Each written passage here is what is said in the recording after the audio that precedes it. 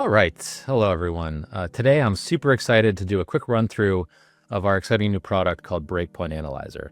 My name is Kelby Green. I'm the CTO and co-founder here at VergeSense.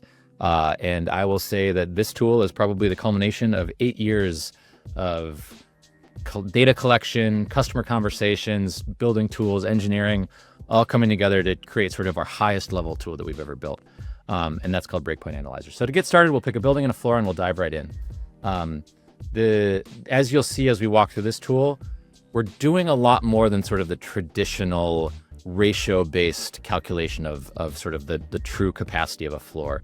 It goes a lot deeper. So it takes a second to calculate, but then you get dropped into sort of this overview page. This is the Breakpoint Analyzer. And as you go left to right, top to bottom, things are organized sort of from a high-level perspective down to a lower-level perspective. And so we'll start in the top left with the capacity limit. And if there's one thing to take away from this page, this is what it is. We're saying that if you look over here, there's actually 179 seats on this floor that we're simulating.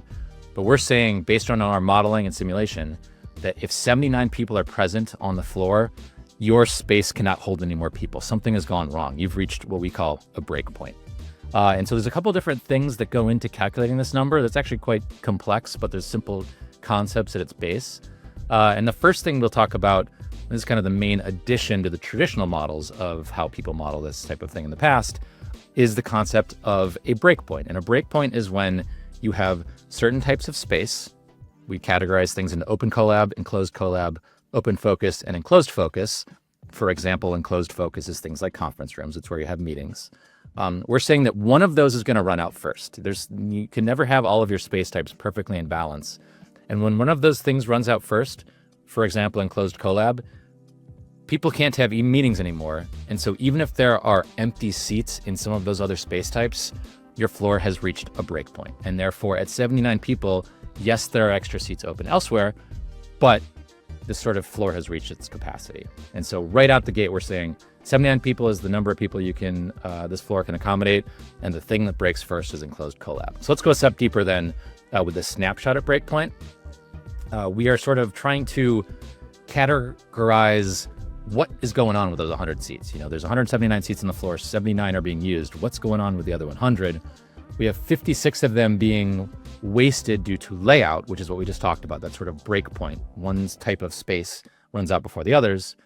And then we have 44 that are just sort of the run-of-the-mill, gathering size mismatch. This is the common sort of traditional ratio-based approach, where if a room is 8 people, it's an 8-person meeting room, and 4 people show up for the meeting, technically 4 seats have been wasted, and so that gets lumped into that bucket.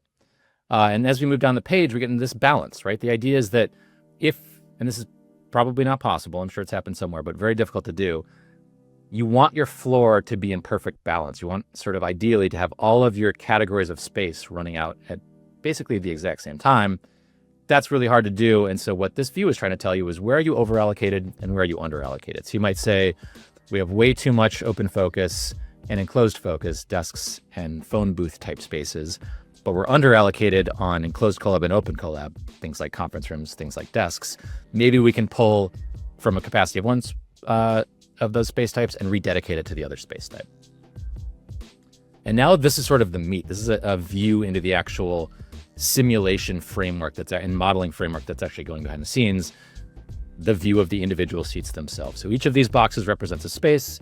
Each of these columns represents a category of space type, a category of space usage.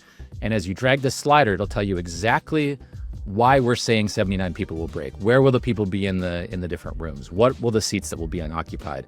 When one space type fills up, what are the seats in the other rooms that aren't being used? That sort of wasted space due to layout.